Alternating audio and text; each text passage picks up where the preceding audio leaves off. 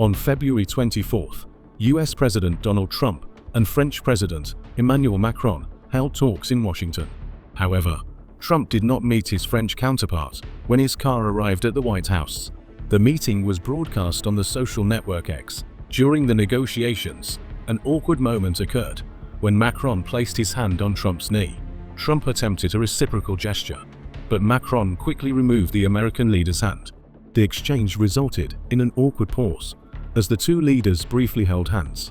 At the start of the talks, Trump declined to label Russian President Vladimir Putin a dictator when asked by a journalist, unlike Ukrainian President Volodymyr Zelensky.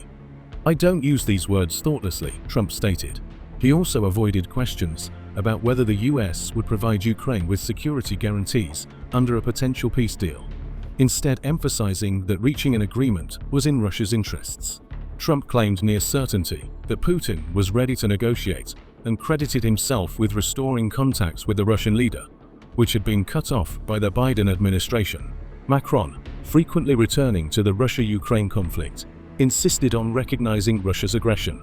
He stated that he had personally severed communication with Putin after what he described as turmoil and war crimes by the Russian army.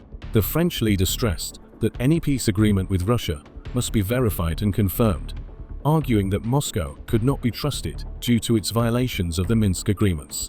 "This peace should not mean the surrender of Ukraine," Macron said, emphasizing that Ukraine must receive security guarantees. He highlighted Europe's willingness to take on more responsibility for Ukraine's security and announced the readiness of European countries to send a peacekeeping contingent after a settlement is reached. Concluding the press conference, Macron stated, "The Americans will be there as a sign of solidarity."